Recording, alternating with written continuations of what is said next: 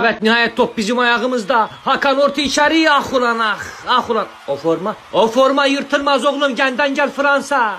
Bak 80 milyon ağzızda cullarık, genden gel. Şimdi uzun top içeri. Hakan Çalhanoğlu mükemmel bir pas. Burak vur oğlum, etme eyleme Burak ya. Griezmann gelir oradan. Tutun oğlum. Kul huvallahu ehad, Allahu samet, ben yeder. Dışarı çıktı. Allah'ım sana şükürler olsun ulan, Burak o golü ataydı. Şimdi var ya, ne zıngılatmıştık biz bunlara ya. Ondan sonra bırak Mbappe'yi, isterse Neymar'ı getirsinler. Ulan yine gelir. Ozan vur oğlum.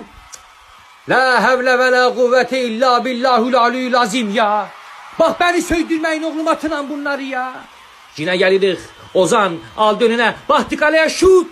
Ya vallahını dinini seven o kaleye 30 metre yukarı koysun. Bu nedir arkadaş, daha bezdim ben ya. Korneri kullanır Griezmann. Orta içeri. Ciro kafa sıçayım Ciro. Bu senin ben kafan tüküreyim Ciro.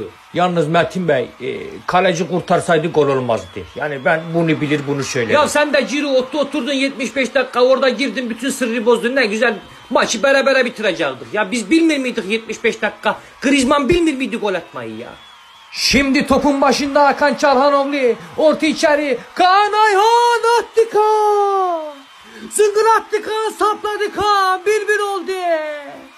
Hakan Çalhanoğlu ayak değil navigasyon, topu adrese gönderdi Kaan. Çaktı kaleye. Havada, karada, sahada, her yerde sap verik bu ara, maşallah canınızı yiyin. Gol sevincimizi göstermedi Fransa rejisi ama biz onlara babayı gösterdik.